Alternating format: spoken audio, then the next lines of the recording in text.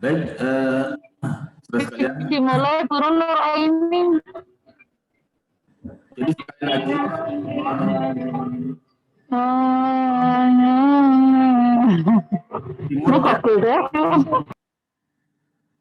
mikrofon dimatikan. Sekali lagi, mohon mikrofon dimatikan, ya, biar tidak ada gangguan suara yang lain.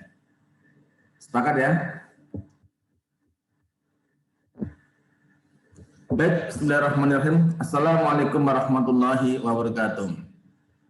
Waalaikumsalam warahmatullahi wabarakatuh. Waalaikumsalam warahmatullahi wabarakatuh. Ya, mikrofon dimatikan kembali. Alhamdulillah, saudara sekalian, pada saat ini kita kembali bisa melaksanakan perkuliahan. Ini kalau tidak salah perkuliahan yang kelima. Pada kesempatan ini saya akan menyampaikan tentang analisis korelasi. Analisis korelasi, kemudian nanti tentang analisis korelasi produk momen. Ya, mohon untuk semuanya menyiapkan.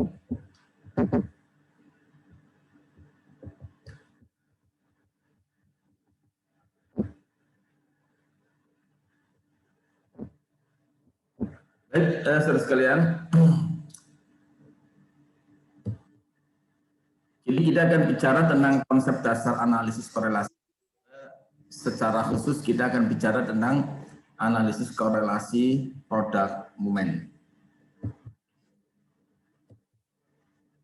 Ada 6 pokok bahasan yang akan kita bahas. Yang pertama, pengertian analisis korelasi, kemudian tentang indeks korelasi, kemudian macam-macam korelasi, kemudian cara memilih jenis korelasi, kemudian pengertian analisis korelasi produk momen, kemudian teknik analisis korelasi produk momen, indeks korelasi produk momen, dan juga langkah-langkah analisis. Sekali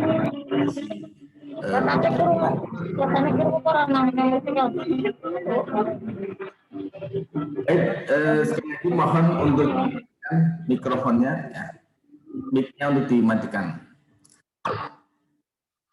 Baik, saudara sekalian, kita masuk pada pengertian analisis korelasi. Korelasi atau korelasi itu artinya hubungan.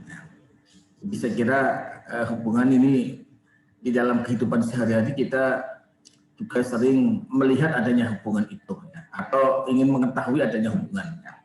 Hubungan antara satu gejala dengan gejala yang lain. Ini saya kira dalam kehidupan itu sering kita melihat yang seperti itu. Nah, teknik analisis korelasi ini adalah suatu teknik analisis dalam statistik yang tujuannya adalah untuk mengetahui ada atau tidak adanya hubungan antar gejala atau antar variabel. Ya. Jadi dalam teknik analisis korelasi kita ingin mengetahui apakah satu hal itu mempunyai kaitan dengan hubungan dengan hal lain, ya. Atau apakah suatu variabel itu punya hubungan dengan variabel lain. Jadi misalnya ketika kita melihat ada fenomena atau ada data motivasi, ya, motivasi dari misalnya mahasiswa, kemudian kita juga mempunyai prestasi, ya, data prestasi dari mahasiswa. Maka di sini kita bisa melakukan satu analisis apakah antara motivasi dan prestasi itu ada hubungan atau tidak. Misalnya juga kita ingin melihat satu fenomena, ya, sebagian dari mahasiswa dari FTIK misalnya ada yang kuliah tapi dia tidak kos, ya, dia ngelaju, ya, ada yang dilaju, ada juga yang dia kos di sini, ya. Kemudian Anda ingin melihat apakah ada hubungannya antara posisi atau antara status kos dan tidak kos, ya, dengan prestasi, ya, itu ada hubungannya atau tidak, ya. Dan banyak lagi hal yang lainnya. Lah, terus kalian analisis korelasi ini implementasinya di dalam berbagai bidang. Jadi bisa digunakan atau diimplementasikan dalam berbagai bidang. Ada yang kita sedang pelajari adalah dalam bidang pendidikan. Ya, saya kira seorang guru itu harus punya data dan juga bisa melakukan analisis ya tentang beberapa hal. Misalnya kalau melihat ada kecenderungan anak mempunyai prestasi yang turun ya, ini barangkali perlu dikaitkan dengan hal lain. Jadi dalam bidang pendidikan ya ini saya kira sangat penting sekali untuk kita bisa melakukan analisis seperti ini. Kemudian juga ada lagi dalam bidang ekonomi. Dalam bidang ekonomi misalnya apakah ada hubungan antara kenaikan harga dengan kesejahteraan misalnya ya. Apakah ada hubungannya antara pendapatan orang tua dengan prestasi misalnya ya. Jadi kita bisa melihat ya digunakan dalam bisnis. Ini saya kira banyak sekali ya implementasi dalam bidang bisnis. Seorang manajer ya dia senantiasa melihat faktor-faktor apa yang menyebabkan suatu usaha itu untung atau rugi ya. Jadi barangkali nanti juga bisa dilihat dari analisis korelasi. Dan dalam berbagai bidang yang lain. Jadi intinya analisis korelasi ini itu diaplikasikan atau diimplementasikan dalam berbagai bidang kehidupan atau di dalam berbagai aspek di dalam kehidupan ini. Ketika kita bicara tentang korelasi, pertanyaannya yang ingin dilihat hubungan itu apa sih? Yang ingin dilihat hubungan dalam korelasi itu apa?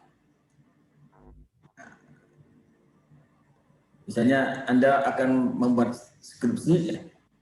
Kemudian Anda mengatakan ingin melakukan analisis ya, analisis apa? Misalnya analisis tentang prestasi, antara motivasi dan prestasi, atau antara status ekonomi orang tua dengan prestasi. Ya. Antara jenis kelamin dan prestasi. Nah ini itu semua saudara sekalian ya. Jadi ada dua hal ya, ada dua hal yang ingin kita kaitkan atau bahkan lebih ya. Ada dua hal atau lebih yang ingin kita hubungkan. Lah hal-hal itu ini disebut dengan variabel. Ya. Yang ingin dikorelasikan, yang ingin dilihat hubungannya, ini kita sebut dengan variabel. Apa itu variabel? Variabel itu adalah gejala yang diamati, yang mempunyai nilai yang berubah-ubah atau yang mempunyai nilai yang berbeda-beda antara satu individu dengan individu lain. Ya.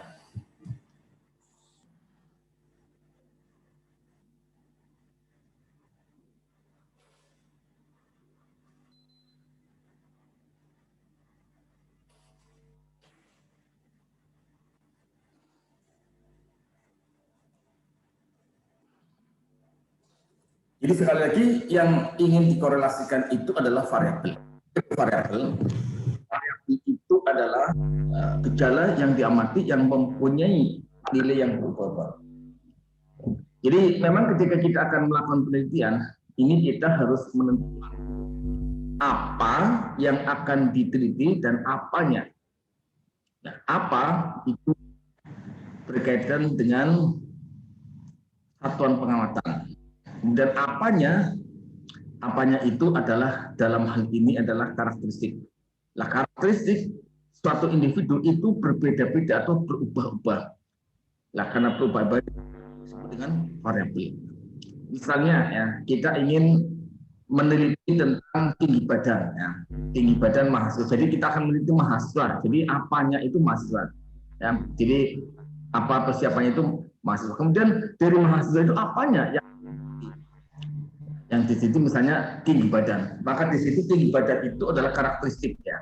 Kemudian mahasiswa itu adalah objeknya.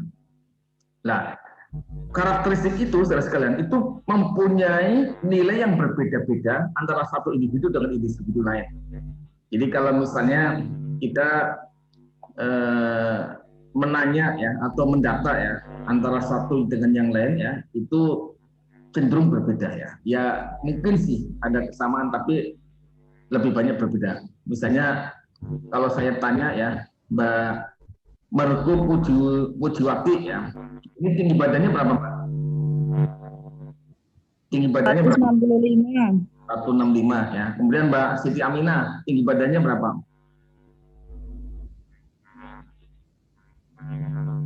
Berapa? Katakanlah 160 ya. Kemudian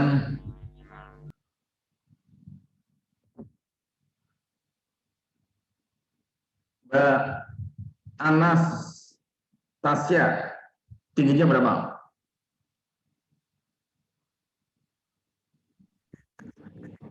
155, Pak. 155. Oke. Jadi dari contoh-contoh yang tadi saya tanyakan itu ternyata mempunyai kondisi yang berubah. Itu variabel. Jadi tinggi badan di situ adalah variabel. Jadi sekali lagi kembali kepada masalah analisis korelasi, yang ingin kita hubungkan, yang ingin kita lihat korelasinya itu adalah variabel, yaitu suatu gejala yang diamati yang mempunyai nilai yang berubah-ubah.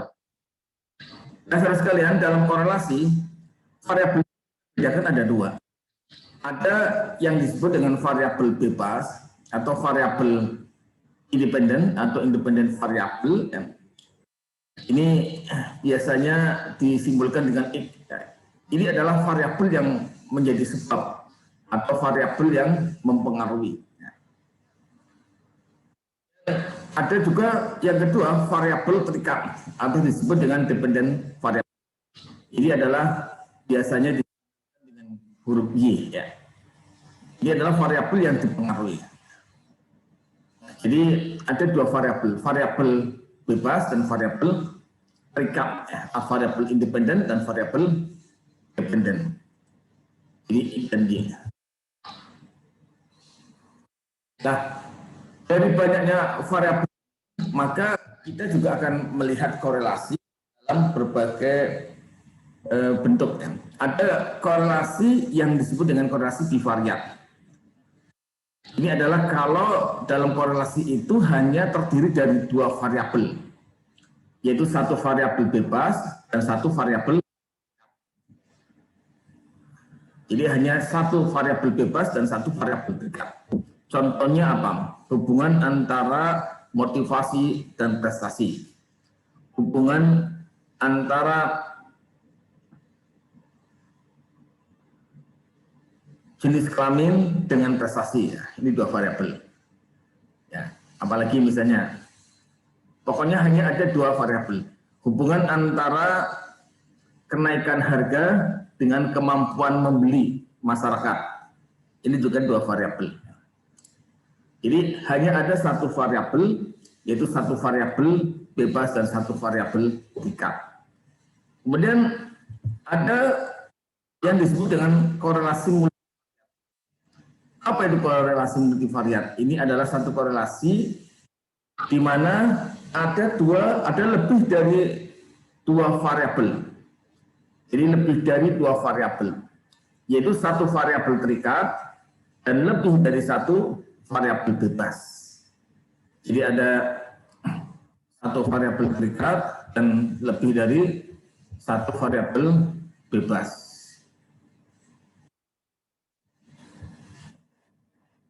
Contohnya apa? Ya, misalnya hubungan antara motivasi, kompetensi guru, hubungan antara motivasi dan kompetensi guru dengan prestasi. Jadi di situ ada dua variabel ya, ada dua variabel bebas. Yaitu apa? Yang pertama motivasi, yang kedua apa? Kompetensi guru ya. Kemudian variabel Y-nya apa? Variabel Y-nya di sini adalah apa? Variabel Y-nya adalah satu, dalam hal itu adalah prestasi misalnya. Itu jenis korelasi. Nah, saudara sekalian, selanjutnya ketika kita bicara tentang korelasi, kita akan melihat sesuatu itu punya hubungan atau enggak. Bahkan tidak hanya sekedar ingin melihat hubungan, tapi sejauh mana kekuatan hubungan itu. Jadi yang namanya hubungan itu kan ada hubungan yang sangat kuat sekali, ya. Ada hubungan yang sedang-sedang saja. Ada hubungan jadi sama sekali, ya. Jadi tidak antara sesuatu dengan sesuatu yang lain, ya. Ini itu. Di sisi lain, yang namanya hubungan itu ada hubungan yang searah dan ada hubungan yang berlawanan arah. Atau dengan kata lain, ada hubungan yang positif dan ada hubungan yang negatif. Nah, di sinilah maka untuk melihat itu ada sebuah nilai yang sangat menentukan yang disebut indeks korelasi. Ya, jadi dalam masalah korelasi itu ada sesuatu bilangan yang sangat penting sekali yang harus kita hitung, ya, harus kita temukan yang disebut dengan indeks korelasi. Apa itu indeks korelasi? Nah, indeks korelasi itu adalah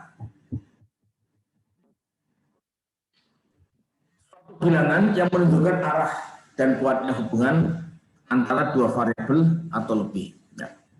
Jadi ada suatu bilangan yang bilangan itu menunjukkan arah sekaligus juga kuat dan lemahnya hubungan antar variabel. Ya. Arah dari korelasi itu dinyatakan dengan bilangan positif atau negatif. Jadi kalau indeks korelasi itu adalah bilangan positif, maka kita akan mengatakan bahwa korelasinya adalah positif.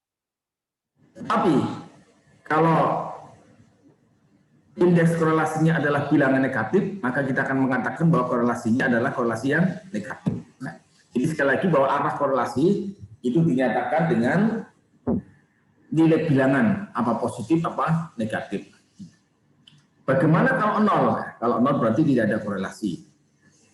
Nah, jadi sekali lagi indeks korelasi itu bicara tentang arah korelasi, ya, di mana arah itu ditunjukkan dengan plus dan minusnya. Ya. Yang kedua, kuat lemahnya korelasi. Kuat lemahnya korelasi itu ditunjukkan dengan besar kecilnya bilangan. Jadi kalau bilangannya itu besar, maka kita bisa mengatakan bahwa korelasinya itu kuat. Kalau bilangannya kecil, maka korelasinya adalah sedikit, ya, atau lemah. Nah, makanya kemudian saudara sekalian, ya, nilai indeks korelasi itu ditunjukkan dengan sebuah bilangan, ya, yang bilangan itu mempunyai nilai paling besar 1 dan paling kecil min 1. Jadi antara min 1 sampai 1. Ya. Jadi ini harus Anda ingat, ya. Jadi ketika kita bicara tentang indeks korelasi, hasil perhitungannya itu antara min 1 sampai 1. Jadi kalau ternyata Anda menghitung nilai indeks korelasinya itu lebih dari 1, ya, itu pasti ada kekeliruan di dalam menghitung. Atau ternyata kurang dari min 1, ya, misalnya min 2, min 3, min 10, ya. Ini juga berarti ada kekeliruan di dalam menghitung. Jadi nilai indeks korelasi itu antara min 1 sampai 1. Ya, indeks korelasi itu saudara sekalian ini disimbolkan dengan beberapa simbol. Salah satunya adalah R. Ya.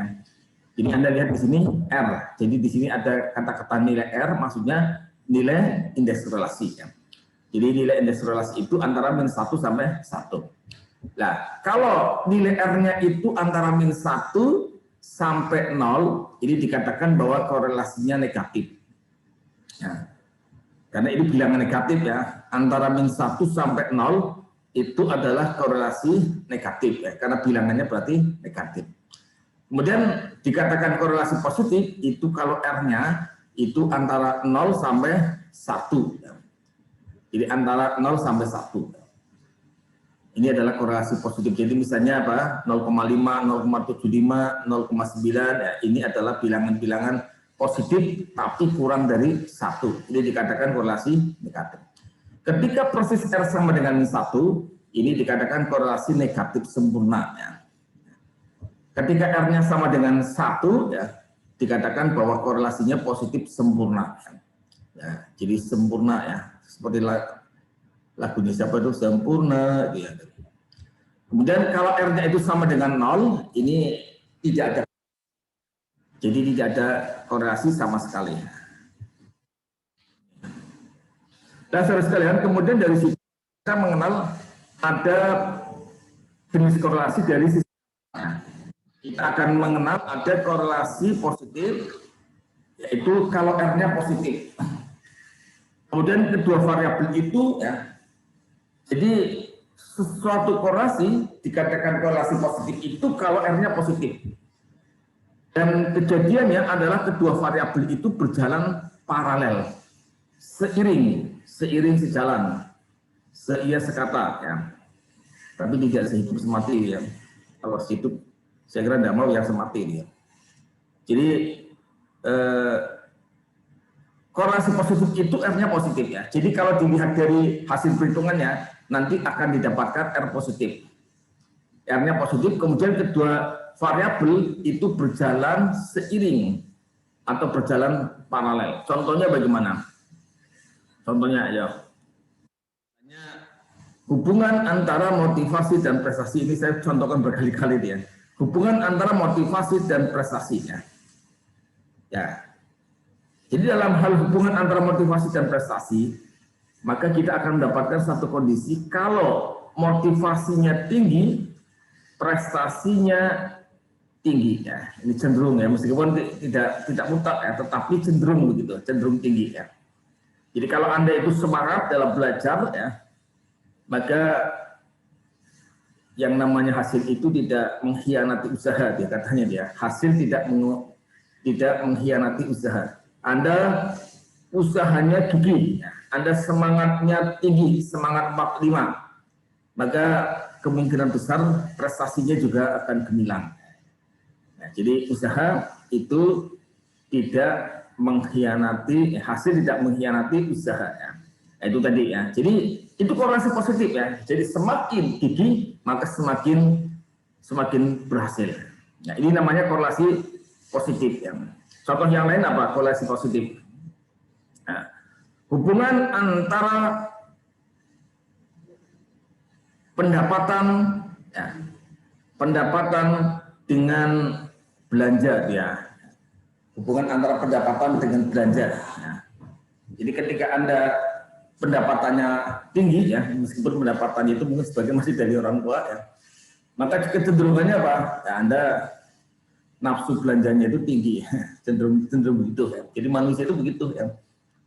Jadi manusia itu cenderung, ya, ketika mendapatkan kesempatan maka dia akan memanfaatkan sebaik mungkin, ya. Jadi hubungan antara pendapatan dengan pengeluaran, ya, ini adalah korelasi positif. Artinya apa? Semakin tinggi pendapatan, maka pengeluaran itu juga semakin tinggi, ya.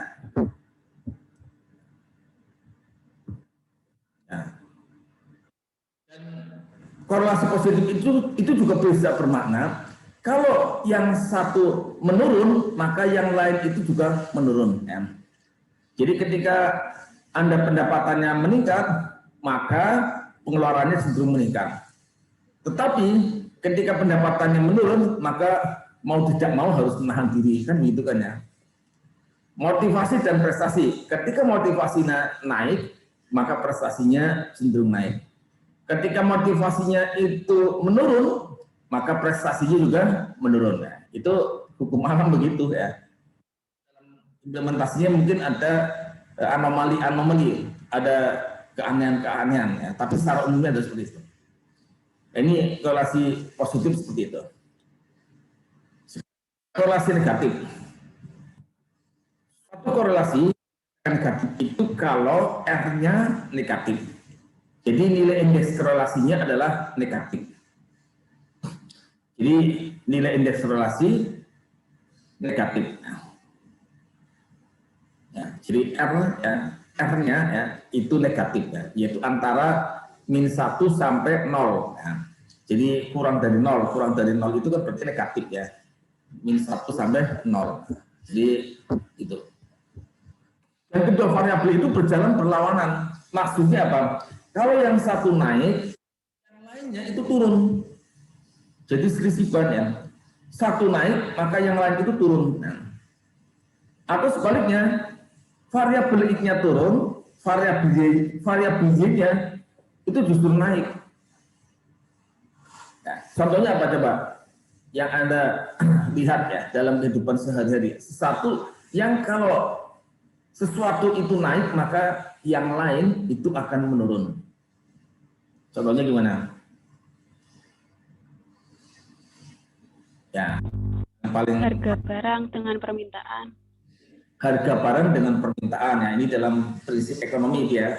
Jadi jadi hubungan antara harga barang dengan permintaan. Nah, jadi kecenderungannya begitu ya, meskipun dalam hal-hal tertentu ada anomali ya, atau ada faktor-faktor lain sehingga mungkin itu tidak berlaku.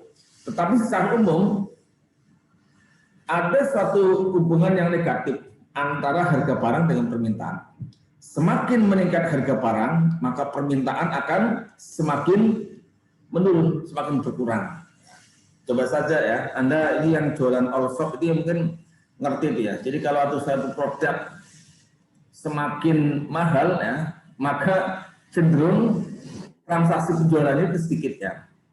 Ya kalau Anda jualannya jualan yang receh-receh, jualan sabun misalnya dia ya, itu barangkali mungkin ya lebih mudah, atau jualan makanan gitu ya, itu kan murah kan ya, cenderung lebih murah ya, lebih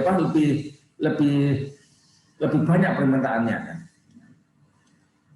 Tetapi kalau misalnya Anda jualannya jualan emas ya, jualan tanah misalnya dia ya, itu kan mahal ya, transaksinya sedikit ya, itu adalah memang korelasi negatif. Jadi antara yang satu naik maka yang satu turun. Contoh yang lain apa? Hubungan antara kenaikan BBM dengan kan gitu kan ya. Ketika harga BBM naik maka kesejahteraan cenderung menurun kan. Atau ini hubungan antara pendapatan ya, hubungan antara kenaikan harga ya, antara kenaikan dengan kesejahteraan. Jadi semakin harga-harga naik maka kesejahteraan akan semakin menurun ya. Itu. Contoh yang lain apa? Hubungan antara intensitas berpacaran dengan prestasi. Korelasi positif apa negatif ini? Hubungan antara intensitas berpacaran dengan prestasi ya, dengan prestasi belajar ya. Kira-kira korelasinya positif apa negatif ini? Ayo. Mungkin yang Negatif, Pak.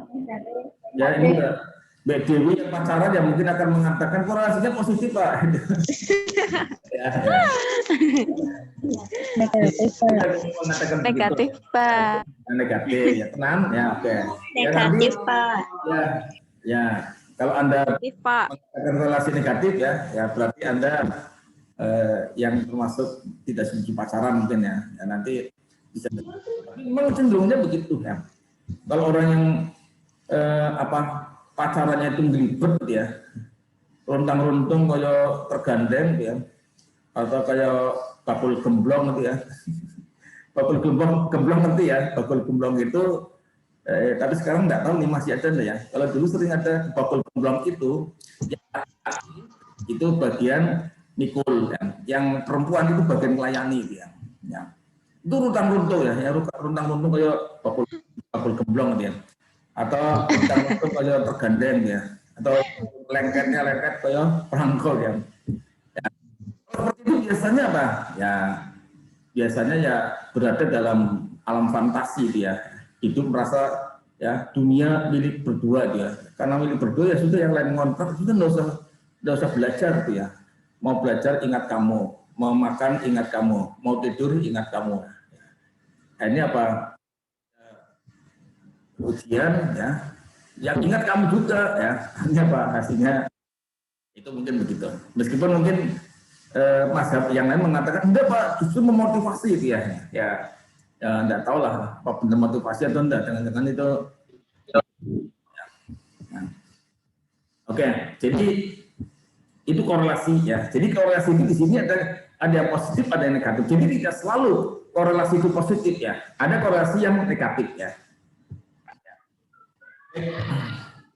Nah sekarang saudara sekalian ya, ada satu cara ya pedoman untuk memilih teknik analisis korelasi. secara umum itu begini ya. Kita ini ada tabel ya yang menunjukkan bagaimana kita menggunakan atau memilih ya. Memilih yang mana ya. Ini bisa kita lihat di sini ya. Jadi pertama kita lihat jenis korelasinya. Kalau korelasinya itu adalah bivariat ya. Bivariat apa? Hanya ada dua variabel ya. Yaitu satu variabel bebas dan satu variabel terikat, itu namanya bivariat ya.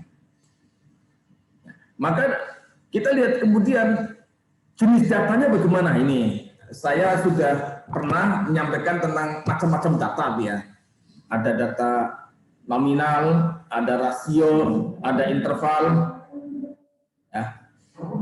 Jadi ada nominal, ada ordinal, ada rasio, ada interval. Hari ini ada yang di sini.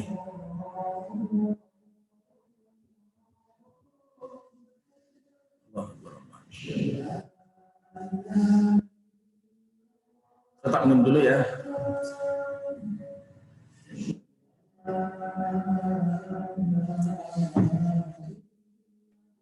Ya, Pak. Ya.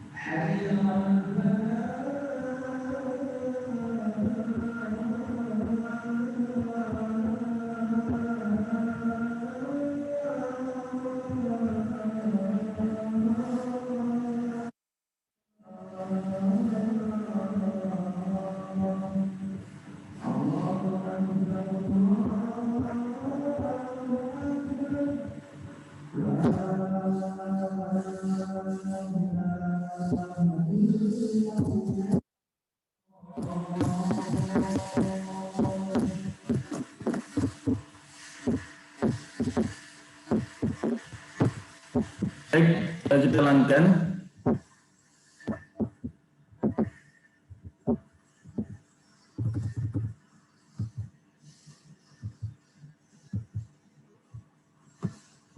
Oke, jadi itu tadi jenis korelasi adalah seperti itu. Nah, sekarang, jadi kalau datanya itu, jenis korelasinya itu bivariat, kemudian datanya itu interval atau rasio, maka nanti kita akan memilih teknik analisis korelasi produk momen. Kita akan menggunakan teknik analisis korelasi produk momen. Jadi syaratnya adalah kalau bivariat dan interval rasio. Tetapi kalau datanya itu ordinal, maka kita menggunakan tata jenjang, teknik analisis korelasi tata jenjang atau Spearman. Kemudian kalau datanya itu adalah nominal, maka kita menggunakan P dan kontingensi. Ini. Jadi ini nanti kita akan memilih ini. Kalau korelasinya itu adalah multivariat, untuk data interval dan rasio kita gunakan korelasi ganda atau korelasi parsial. Ini merupakan parametrik.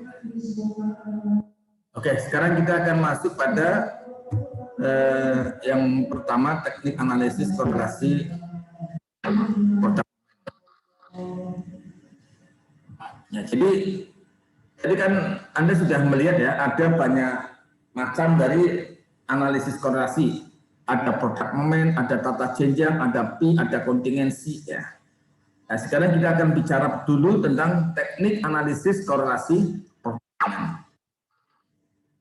Teknik analisis produk momen ini, saudara sekalian, ini adalah satu teknik analisis korelasi yang paling banyak dipakai. Sehingga kadang-kadang mahasiswa itu kalau mengajukan proposal, ya, kemudian dia menggunakan atau akan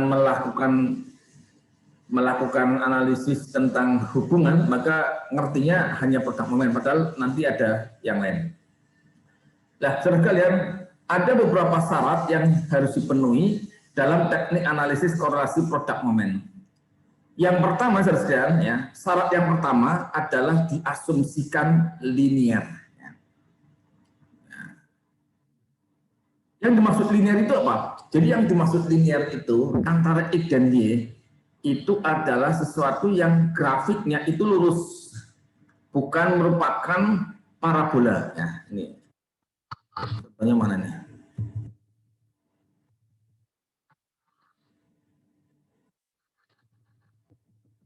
Ada contoh, oke. Jadi grafiknya itu adalah lurus, ya. Jadi bukan membentuk garis lengkung, ya, atau membentuk lingkaran, ya, tapi membentuk ini satu garis lurus. Kemudian yang kedua, datanya itu adalah data interval atau rasio. Nah, maaf, untuk yang pertama diasumsikan linear itu nanti kita harus melakukan satu uji yang disebut dengan uji linearitas. Nah, jadi uji linearitas, ya. Ini kalau kita menggunakan acuan yang baku harus begitu, tapi kadang-kadang memang ada permakluman nanti, ya diasumsikan saja lah atau dianggap saja linear. Kemudian yang kedua, kalau ini mutlak. Yang kedua, datanya interval atau rasio. Nah, apa itu interval atau rasio, ya? Jadi data interval atau rasio ini, saudara sekalian, ini adalah ini sudah pernah saya terangkan, ya, tentang interval atau rasio, atau satu juga lagi di sini. Jadi yang dimaksud dengan interval itu apa, ya? Kita lihat di sini. Yang disebut dengan jadi yang namanya interval itu adalah kalau data interval itu adalah kalau data itu diperoleh dengan cara mengukur, ya.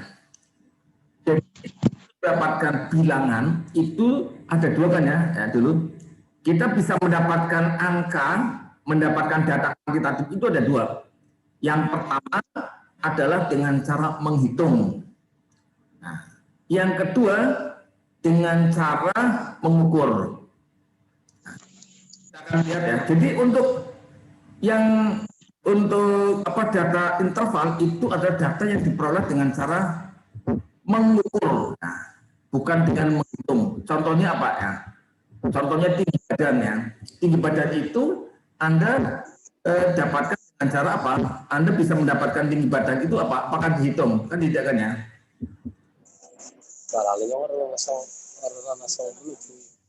Jadi kita akan mendapatkan data tinggi itu adalah dengan cara mengukur, ya.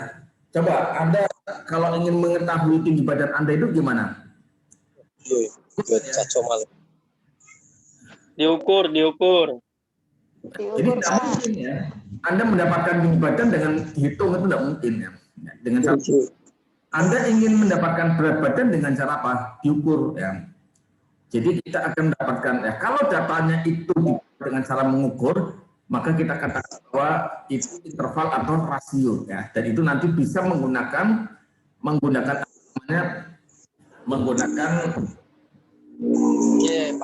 analisis korelasi produk momen.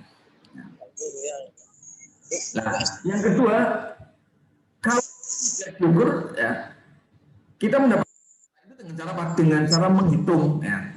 Kalau dengan cara menghitung, contohnya apa, ya? Yang didapatkan dengan cara menghitung, ya. Misalnya ingin tahu berapa jumlah mahasiswa kelas A, kan hitungannya 1, 2, 3, 4 dan seterusnya.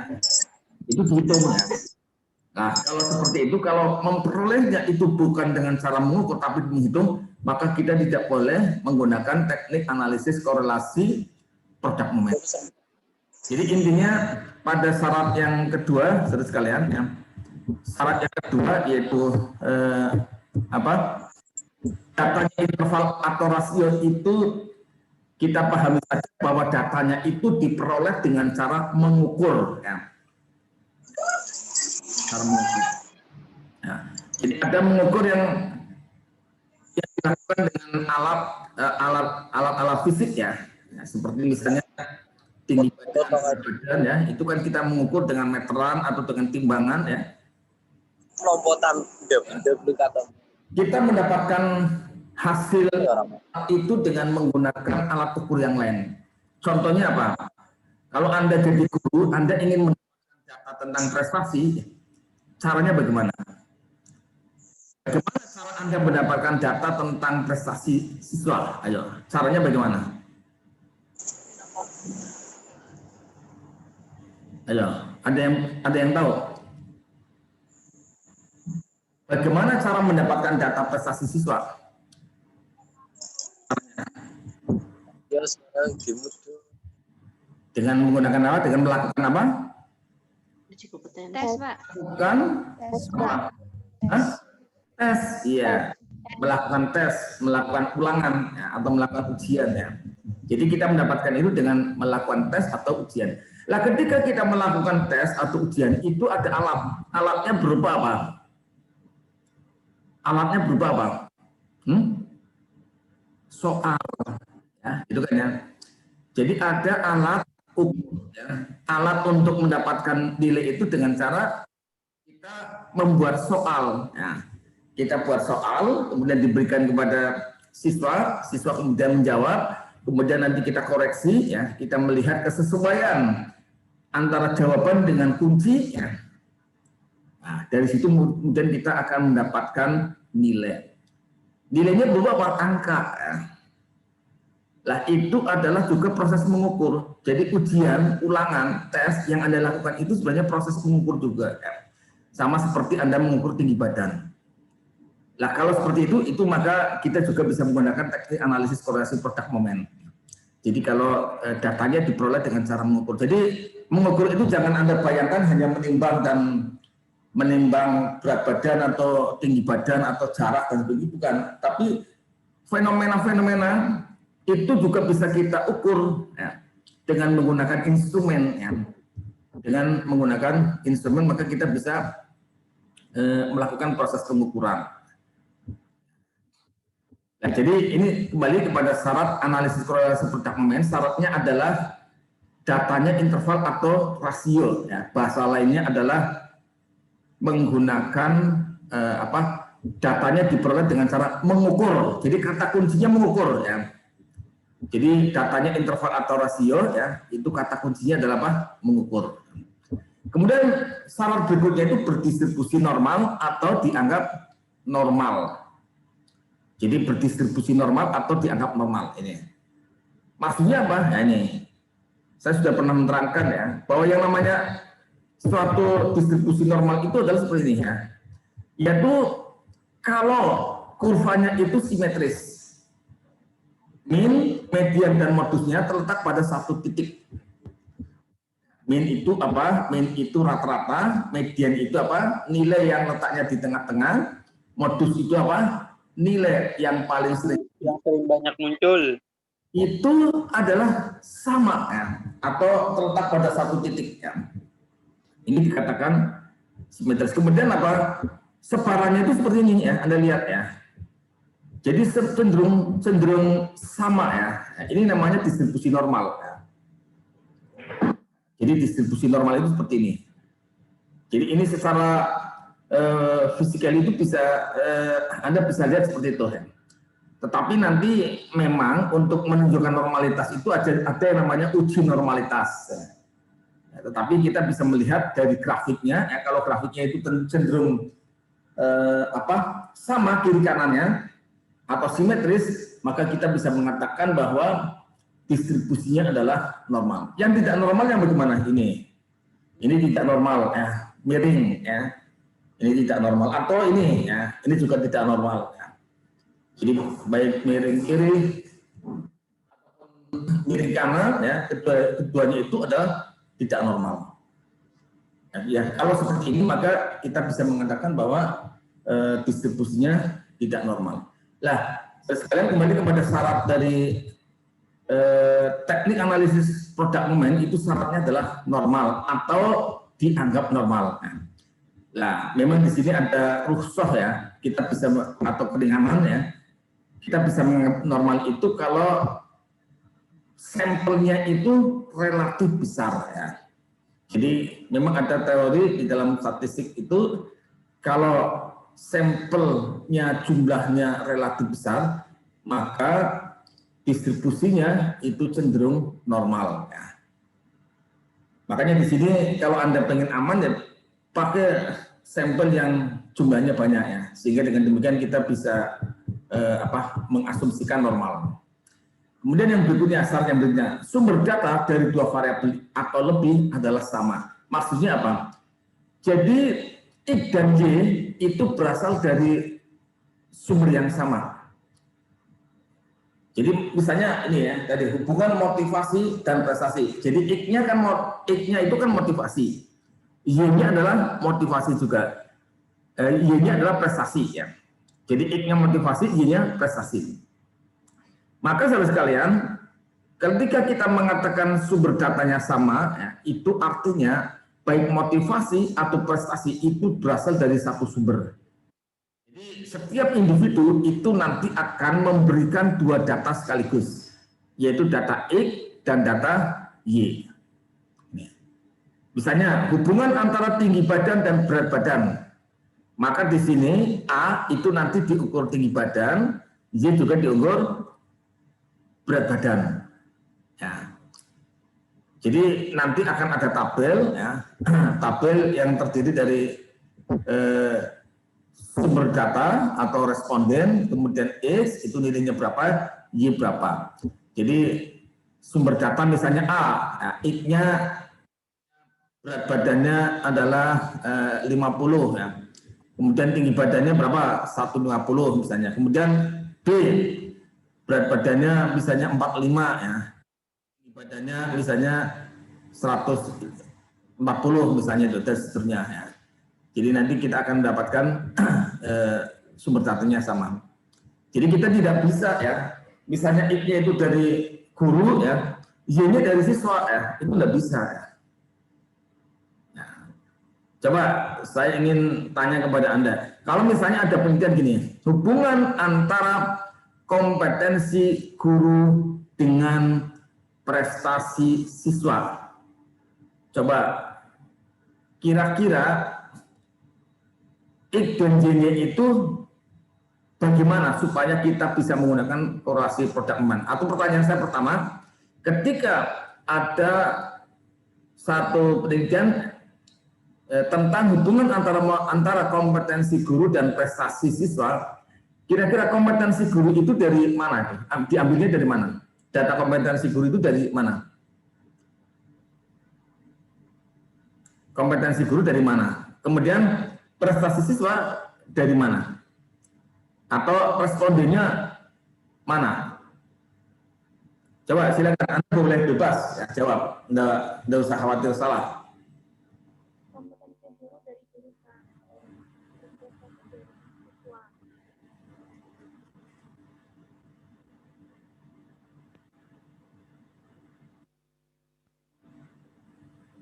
Gimana? Kompetensi guru dari guru, Pak. Kalau yang Kompetensi guru dari guru. Oke. Kemudian prestasi dari siswa. Dari siswa. Nah, kira-kira bisa enggak itu digunakan teknik analisis korelasi produk men kalau kondisinya seperti itu? Nggak bisa, soalnya sumber datanya. Tidak bisa, Pak. Tidak bisa, Soalnya ya. Jadi kalau seperti itu nggak datanya bisa. Sekarang bagaimana supaya bisa ya? Jadi Anda ingin menggunakan teknik analisis korelasi produk men. Kira-kira gimana biar bisa itu gimana? Ayo.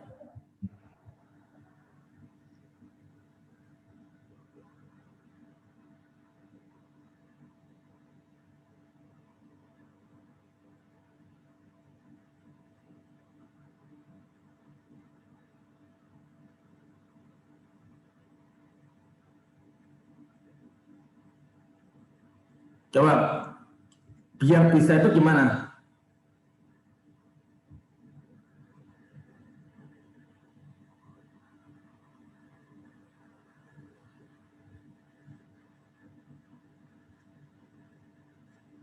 Ayo.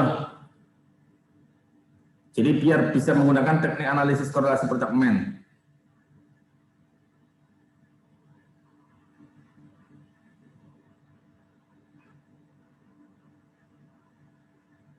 Oke, ya jadi gini, kalau misalnya Anda akan menggunakan teknik analisis korelasi, maka langkahnya apa? Ya kompetensi guru itu di sini bisa diambil dari siswa. Caranya bagaimana? Ya, siswa menilai kompetensi guru. Ya. Kan bisa kan ya? Oh, Anda saja kan sering menilai dosen kan ya? Iya enggak? Anda menilai dosen enggak? Iya kan? Iya. Menilai. Iya. Ya, jadi berarti siswa juga bisa ya diberi angket, yaitu dalam hal ini adalah persepsi dia tentang kompetensi guru. Kemudian prestasinya tidak ada masalah. Oke, jadi ini syarat korelasi produk pemain itu seperti itu ya. Nah, saudara sekalian, analisis korelasi ini itu digunakan untuk menguji hipotesis asosiatif ya antara dua atau lebih variabel ya. Jadi digunakan untuk menguji hipotesis asosiatif, yaitu hipotesis yang menyatakan tentang hubungan ya, tentang ada atau tidak adanya hubungan antara dua variabel atau lebih. Ini ditemukan oleh Person. Oke, ini tadi sudah saya jelaskan. Sekarang bagaimana langkahnya ya? Langkah-langkah di dalam melakukan analisis korelasi produk pemain. Ada beberapa langkah. Yang pertama, langkah pertama adalah menghitung interaksi atau menghitung nilai R. Ya. Kemudian yang kedua merumuskan hipotesis. Ya. Itu kita nuliskan H0 dan H. Jadi H0 itu pernyataan yang mengatakan tidak terdapat korelasi ya yang signifikan antara variabel X dan variabel Y. Kemudian H-nya mengatakan apa? Terdapat korelasi yang signifikan antara variabel X dengan variabel Y. Jadi nanti kita akan memilih antara H0 atau H dan HA. Jadi kita akan memilih ya yang kita pilih itu H0 atau HA. Kemudian selanjutnya ya kita melakukan interpretasi ya. Jadi nomor 3 itu namanya interpretasi. Jadi kita melakukan interpretasi, ada dua interpretasi yang bisa kita lakukan. Yang pertama disebut dengan interpretasi sederhana ya. Interpretasi sederhana kita hanya menggunakan tabel patokan atau disebut juga dengan tabel ancar-ancar ya. Ancar-ancar pisang ya. Ancar-ancar pisang itu apa? Ambar-ambar pisang. Ambar-ambar pisang. Ambar-ambar pisang, Pak. Ambar pisang, Pak. Itu lagu dari mana? Anda katanya cinta NKRI, udah ngerti. Dari mana? Yang pasti. Yang pasti bukan dari Jawa. Kalimantan. Ya betul, Kalimantan apa? Kalimantan. Kalimantan Kamu apa? searching ya? Ini langsung searching ya.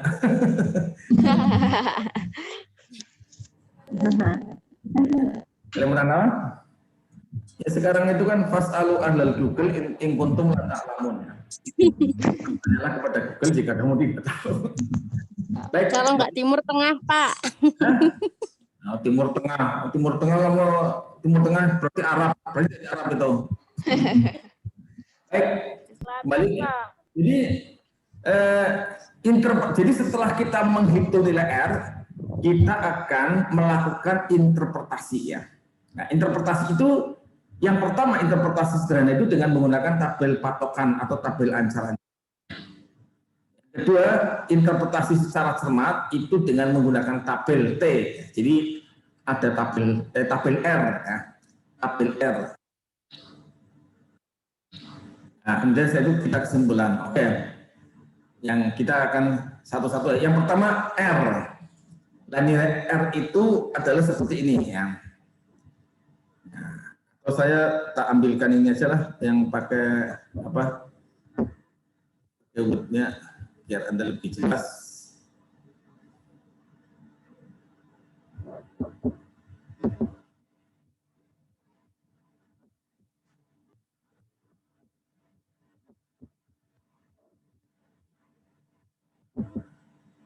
Ya.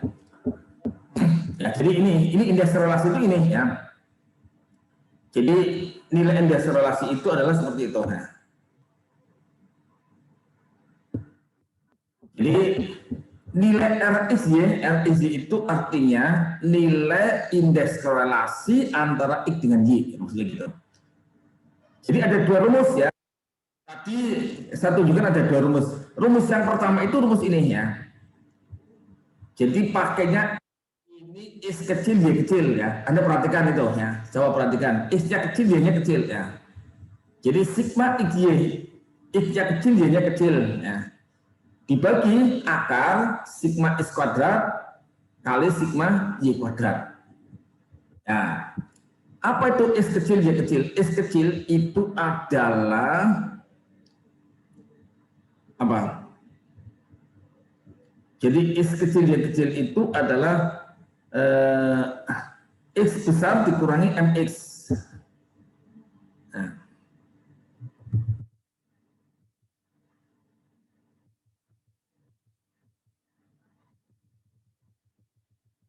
Ya. Jadi X kecil ini saudara sekalian itu adalah deviasi ya. Deviasi yaitu apa? Selisih antara nilai X yang sebenarnya. Jadi X besar itu namanya X yang sebenarnya ya. Atau data mentah, raw score ya. Jadi data mentah dikurangi dengan rata-ratanya. Jadi X kecil itu sama dengan data mentah dikurangi dengan rata-ratanya. Ya. Ini namanya deviasi ya. Ya. Y kecil itu ke deviasi Y, yaitu apa? Nilai Y dikurangi dengan rata-rata dari Y ya. Jadi nilai Y dikurangi dengan rata-rata dari Y. Ya, itu nilai dari Y kecil. Ya, jadi maka dalam hal ini berarti Anda pekerjaannya apa? Pertama mencari dulu nilai ini deviasi itu. Ya. Kemudian setelah itu nanti kita baru kemudian bisa mencari nilai dari itu. Ini rumus yang pertama itu. Sekarang rumus yang kedua ini ya. Rumus yang kedua ini R itu sama dengan ya. Ini kok pada enggak nongol videonya mana nih? Kok enggak kelihatan? Mendengarkan Pak, tapi Jadi Mendengarkan, Pak. ya kalau saya khawatir nanti kamu meninggalkan tempat ya. tidak Pak.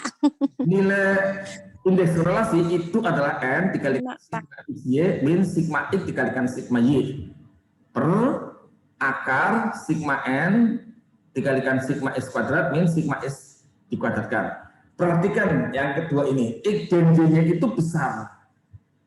Itu maksudnya apa? Maksudnya ini adalah data yang sebenarnya. Jadi bukan deviasi.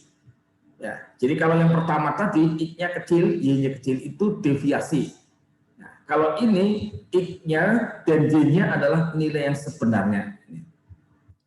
Jadi nanti kita lihat aplikasinya ya atau contohnya kita tahu dulu ini ya. Jadi tadi ya, kemudian yang kedua ya, tadi setelah Anda menentukan indeks relasi, Anda tentukan hipotesis ya, tadi H0 dan HA. Ya. H0 mengatakan tidak terdapat korelasi. Anda cantumkan positif negatifnya. Mencantumkan positif negatif itu apa? Berdasarkan hasil perhitungan R. Jadi hasil perhitungan R itu nanti kita akan mendapatkan positif atau negatif. Kalau hasil R tadi itu ternyata positif, maka di sini diganti tidak terdapat korelasi positif. Kalau hasilnya ternyata negatif, maka Anda mengatakan tidak terdapat korelasi negatif. Demikian juga HA-nya ya. Kalau jadi bedanya apa? H0 itu pernyataan negasi ya, jadi pakai tidak. Sedangkan HA pernyataan yang positif, ya. Jadi tidak pakai tidak. Oke. Kemudian interpretasi ya terhadap nilai indeks korelasi tadi ya, ada interpretasi sederhananya. Ini interpretasi sederhana itu adalah langkahnya ini, perhatikan tanda bilangan indeks korelasi hasil perhitungan ya. Kemudian bila hasil perhitungan menunjukkan bilangan negatif, maka bila terdapat korelasi, maka korelasinya adalah korelasi negatif. Bila positif, maka korelasinya adalah korelasi positif. Nah, ini Anda gunakan tabel tadi ya. Tabel apa tadi? Ancar-ancar ya. Ancar timun, ancar nanas. Acar, Pak. Acar pisang. Ya. Jadi kita menggunakan ya tabel patokan atau tabel ancar-ancar sebagai berikut. Jadi kalau R-nya itu antara 0 sampai 0,2, maka kita akan mengatakan antara variabel X dan Y terdapat korelasi yang sangat lemah. Nah, sangat lemah sehingga secara tegasnya kita bisa mengatakan tidak ada korelasi. Sedangkan kalau R-nya itu 0,21 sampai 0,4, maka antara variabel X dan Y terdapat korelasi yang lemah. Nah, jadi kalau 0,21 sampai 0,4 korelasinya lemah. Kalau antara 0,41 sampai 0,7 korelasinya sedang atau cukup. Ya. Kemudian kalau 0,71 sampai 0,9 korelasinya kuat. Kalau 0,91 sampai 1 korelasinya apa? Sangat kuat. Ini jadi kalau diibaratkan sinyal ya. Ini 0,91 sampai 1 itu sinyalnya penuh ya. Nah, ini 0,9 itu sinyalnya cukup kuat ya, tapi kalah kuat dengan yang terakhir.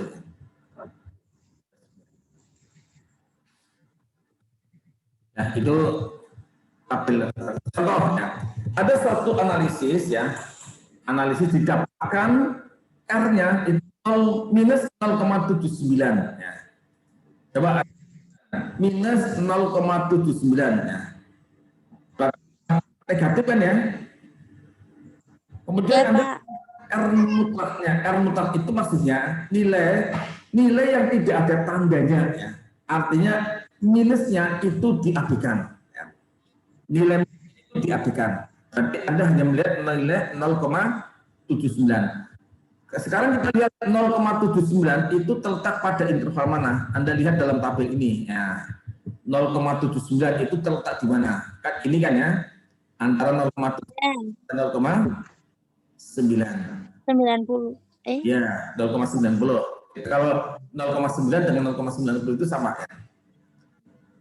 Nah, jadi dengan demikian ya, sebelum kita melihat tanda negatifnya, kita akan mengatakan antara variabel X dan Y terdapat korelasi yang kuat.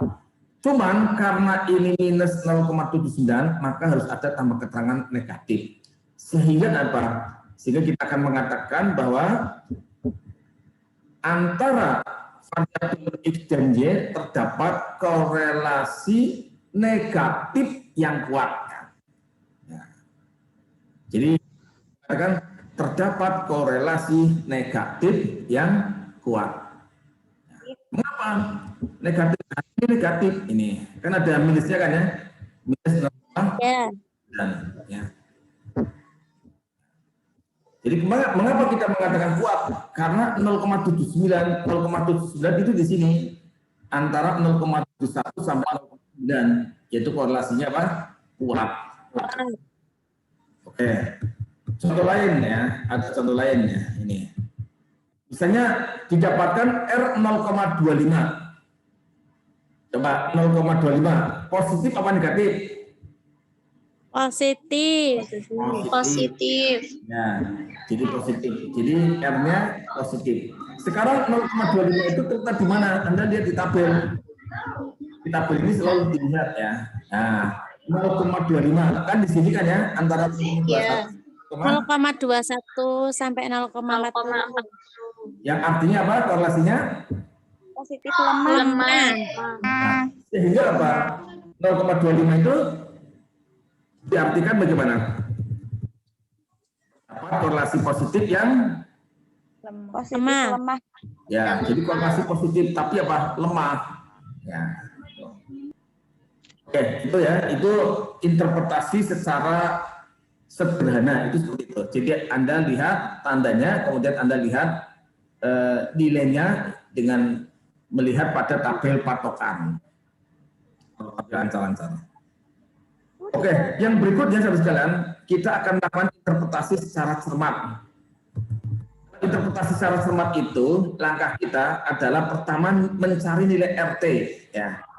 Jadi kita mencari nilai RT. Ya. Caranya bagaimana? Ya, ini tentukan nilai DB, tapi langsung saja Anda nanti bisa lihat dalam tabel R. Mau pakai telur. Ini Anda lihat dalam tabel R sebagai berikut.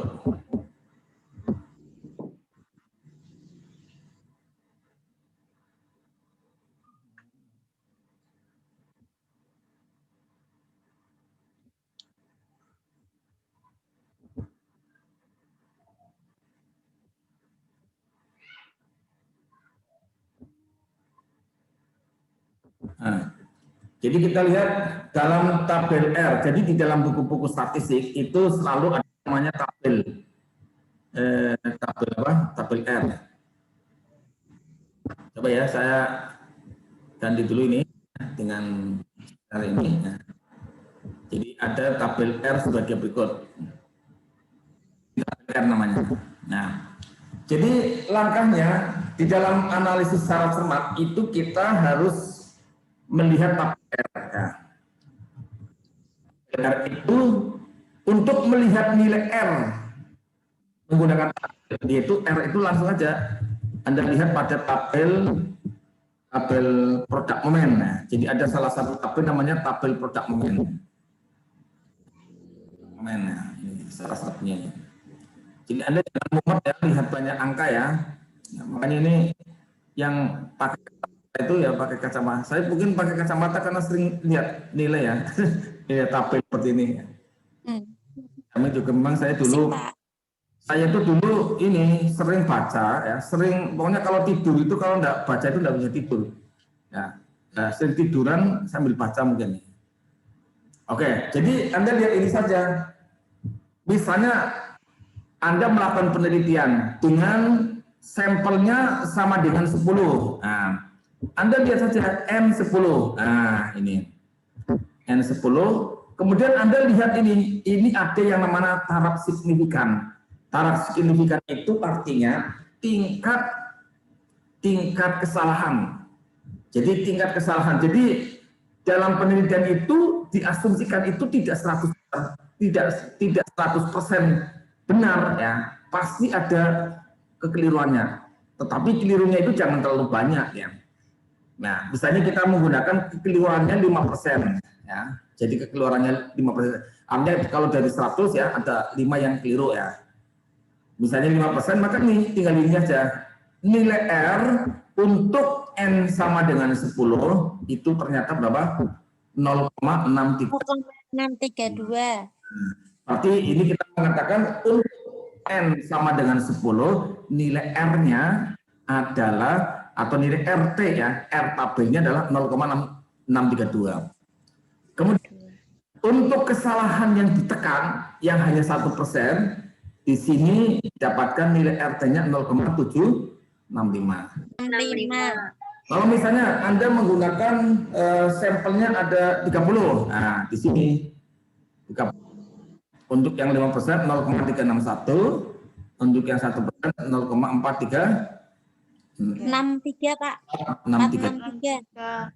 Jadi Anda cukup lihat ini saja. Ya. Jadi ini satu sisi menguntungkan. Oke, saya kembali ke tadi ya. Oke.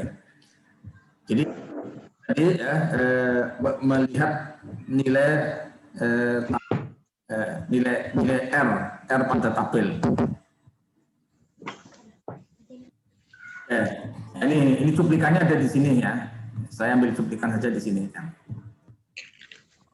Penelitian mempunyai 10 data, ya, maka langsung saja. Ya. Itu. Kemudian setelah itu, ya, langkah berikutnya adalah kita membandingkan antara nilai R hasil perhitungan. R hasil perhitungan itu tadi nilai menggunakan rumus produk momen tadi, ya. Kalau R itu lebih dari RT, maka H0-nya ditolak, H-nya ya. Jadi H0 ditolak, H-nya diterima. Diterima. Ya, artinya apa? Berarti pernyataan yang mengatakan tidak terdapat itu ya, tidak benar. Sebaliknya, pernyataan yang mengatakan itu adalah benar. Ya. Ini kalau RH lebih dari RT. Sebaliknya, kalau RH-nya kurang dari RT, maka H-nya diterima, H-nya ditolak. Berarti pernyataan yang tidak terdapat itu benar. Ya. Sedangkan pernyataan yang mengatakan salah. Contoh ya, contoh soal begini ya. Ada suatu penelitian ingin mengetahui antara biaya iklan dengan omset penjualan dari tahun 95 sampai 2004. Nah, ini dapatkan data seperti ini ya. Jadi di sini respondennya berarti di sini tahun ya. Tahun kemudian biaya iklan ini sebagai apa? X. Kemudian omset penjualan ini sebagai apa? Y. Nah, misalnya datanya seperti ini. Ini memang datanya fiktif ya. Nah, gimana caranya mendapat? Jadi langkah yang pertama itu kita harus menghitung nilai R, nilai indeks korelasi ya. Caranya bagaimana? Nah, pertama kita itu ya, kita buat tabel kerja seperti ini. Kerja ya. Ini variabel, ini apa namanya, responden dalam hal ini adalah tahun. Kemudian ini variabel X, ini variabel Y. Nah, ini X kecil ini, bukan X besar ya. X kecil ya, yaitu apa? Nilai X dibagi dengan rata-rata, dikurangi dengan rata-rata. Sedangkan Y ya, maka apa?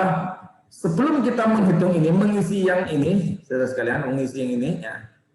Sebelum mengisi ini, kita harus menghitung dulu nilai rata-ratanya. Caranya bagaimana? Nah, kita harus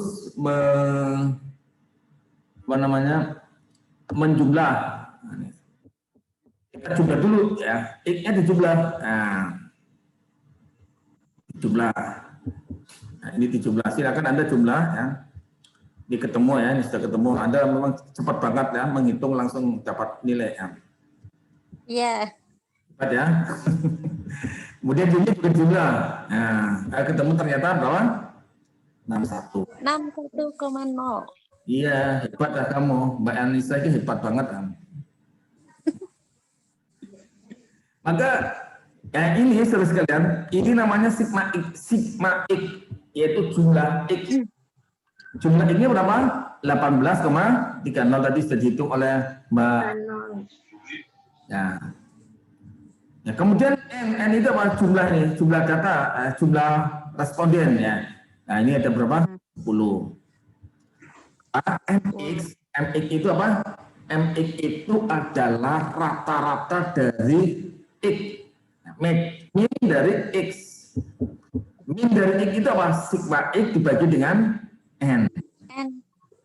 Ya, berarti apa? 18,3 dibagi berapa? 10. Berapa? 1,8? 1,83. Oke. Mbak Nisa itu memang luar biasa nih. Ya, kemudian yang Y juga sama ya. Ini Anda jumlah. Nah, berapa nih? 61,0. 61,0 ya. Hebat ngitungnya, cepat banget ya. Iya Pak, sudah ada soalnya. Ya, kamu udah usah bilang sudah ada. Saya datanya sudah ada atau belum kok. Jujur Pak, polos. Ya, jujur kacang hijau. Baik, nah Y-nya nih ya 61. Nah, tadi ini adalah sigma Y. Jumlahnya berapa? 10. Maka MJ sama dengan berapa? Y dibagi N, jadi 61 dibagi 10 berapa? 6,1. 10. Lah, kalau sudah ketemu ini, MX dan juga MY, kita bisa menghitung nilai ini X ini. Caranya gimana? X itu adalah, perhatikan ini ya, yang ini kursor yang saya tunjukkan ini ya. Jadi Iya, Pak. itu X kecil ya, X kecil adalah X besar dikurangi dengan MX. Berarti untuk titik di sini ya, maka gimana? Nilai X-nya 1,9 ya, 1,83. 3. Jadi 1,9 dikurangi 1,83 sama dengan apa? 0,0. 0,7. 0,07. Oke. Ya di sini gimana? Ya sama 1,9 dikurangi 1,83, 0,0. 0,07. Berikutnya yang tahu 1,997 1,86 1,86 dikurangi 1,83. 0,03. Oke. Yang ini 1,84 dikurangi 1,84 dikurangi 1,83. 0,01. Oke. Berikutnya ini 1,82 dikurangi 1,83. 1,83. Sama dengan min 0,01. Oke. Yang ini Tuh, biar kita 1,80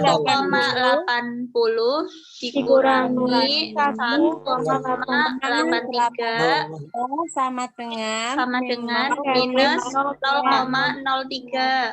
Oke. Ini sama ya. ya, Pak.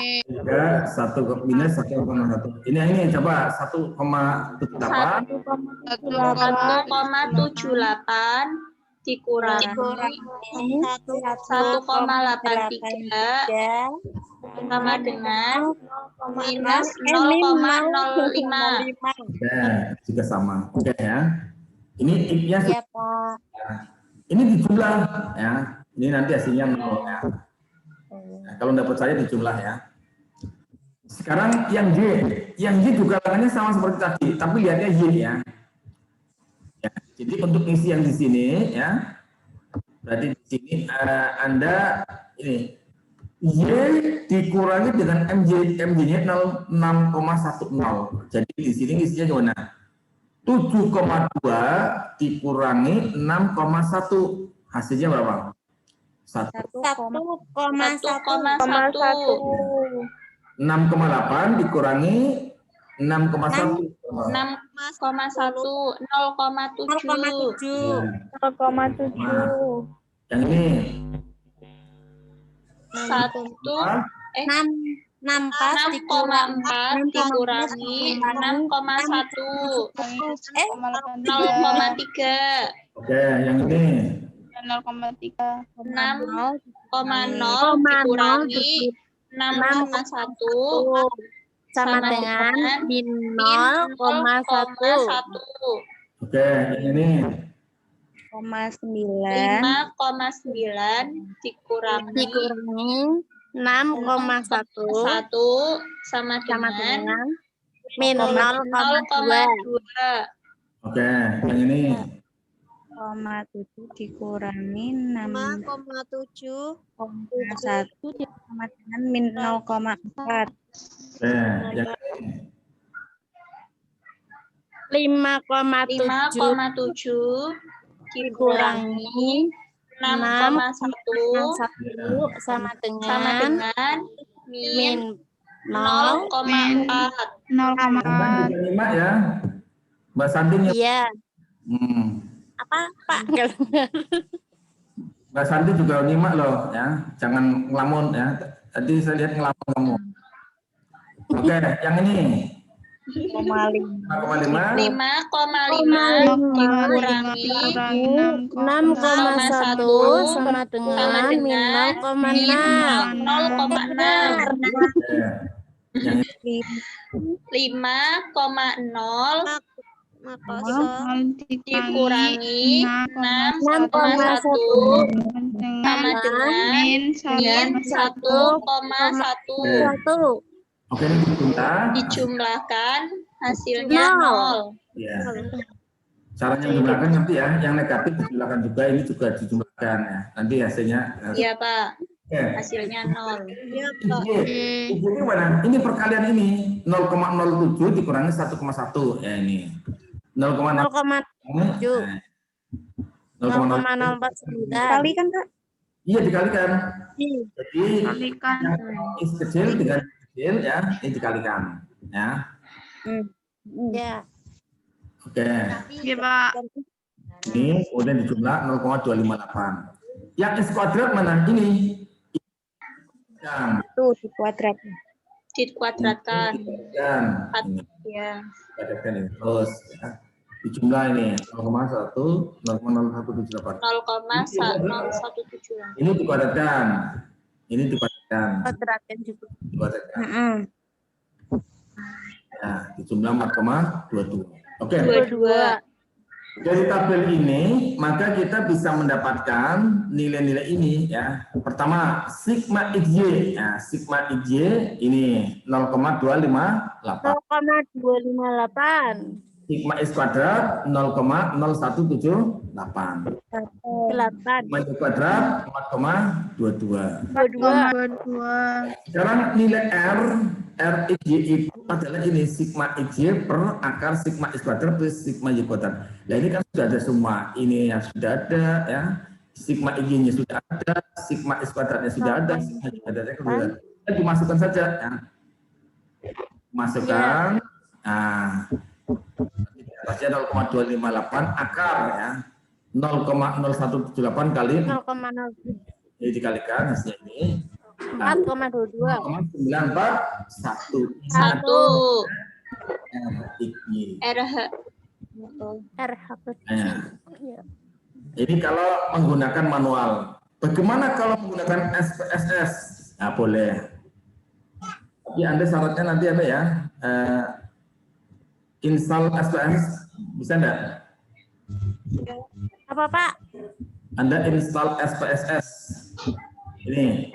Jadi ini ada langkahnya ya. Anda bisa lihat ya. Langkahnya adalah pertama membuat variabel ya. Jadi membuat variabel. Jadi variabelnya di sini berarti X-nya variabel X itu biaya iklan. Kemudian Y-nya penjualan. Omset penjualan. Dan input data ya, input data seperti ini. Input data seperti ini. Ini.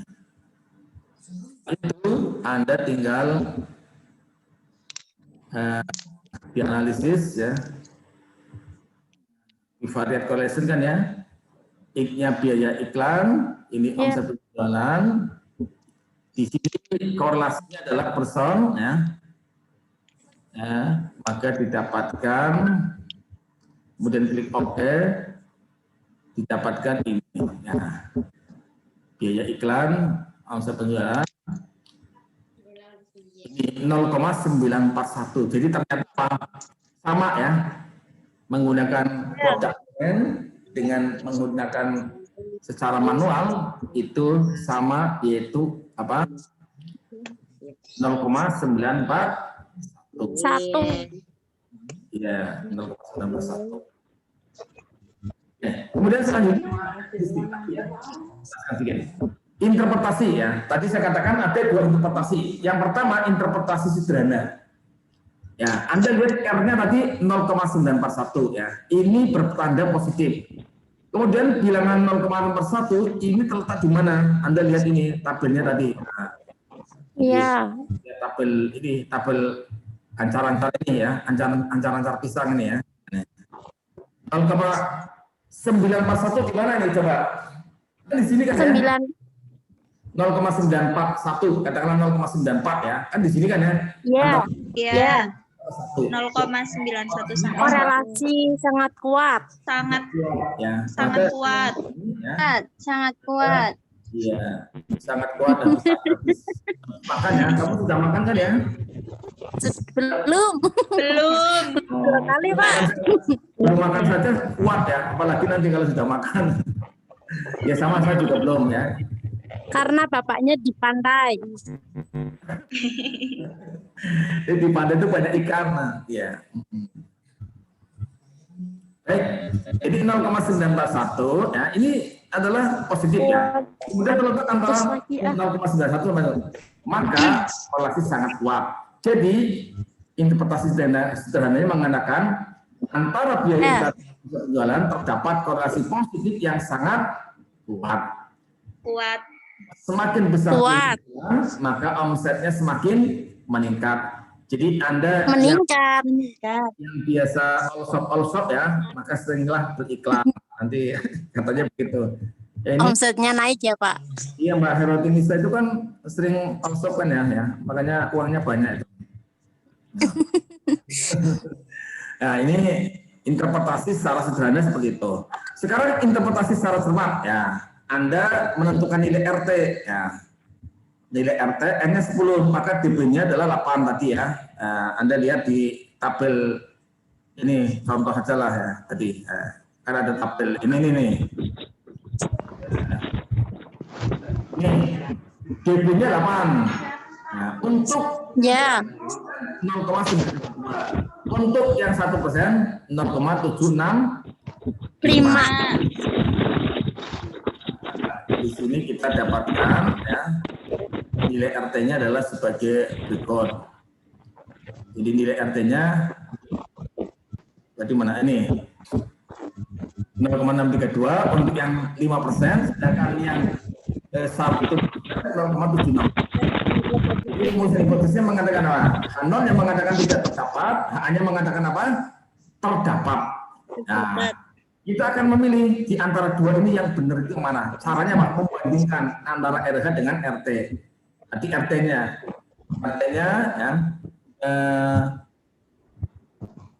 RT-nya RH-nya 0,91. Jadi kalau dimutlakan ya itu tetap ya. Jadi nilai mutlak itu pasti nilai yang kalau positif tetap positif, kalau negatif menjadi positif. Ya. Jadi nilai bilangannya saja. Kita lihat pada 5%. RT-nya tadi berapa? RT-nya 0,632 ya, bandingkan saja 0,632 ya dengan 0,941. Lebih besar mana coba? 0,941 dengan 0,632 lebih besar mana? Lebih besar 0,632. 0,941 dengan 0,632 lebih besar mana? 0,941 berarti apa? RH lebih dari RT. Iya, RT.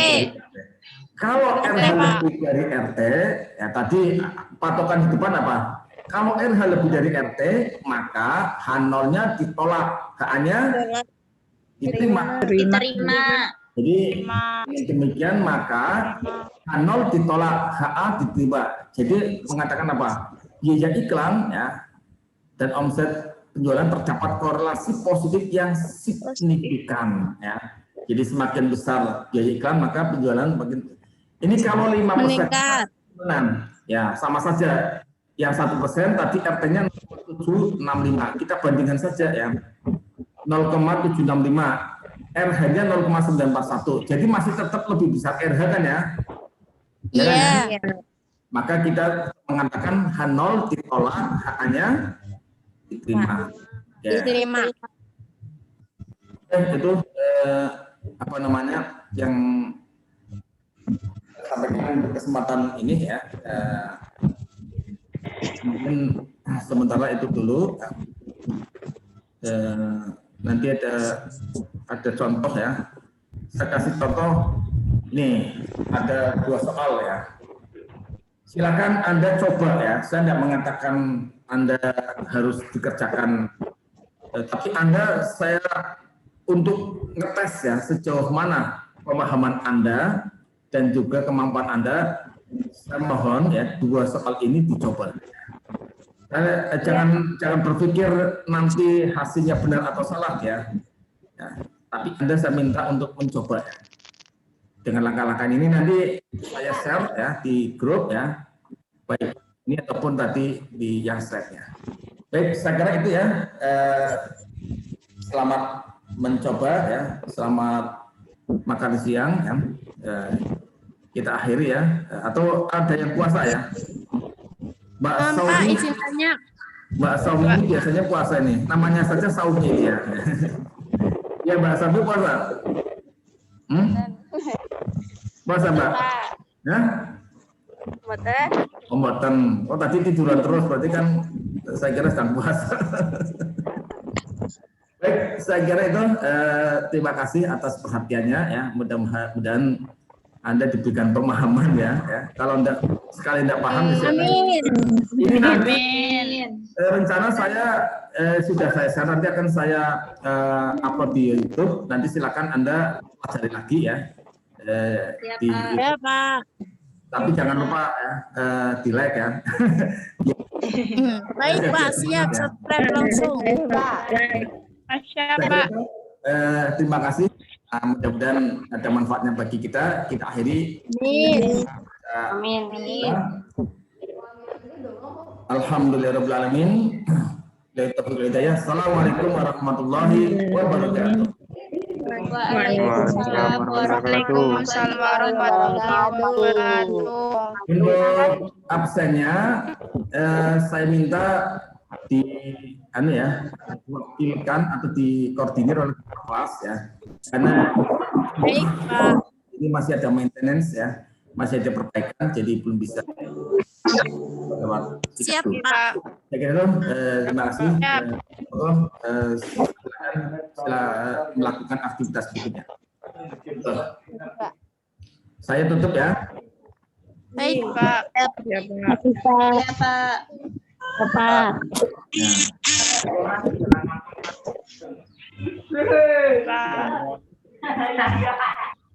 Sholat. Salat, Pak. Iya dong sholat, masa enggak sholat sih?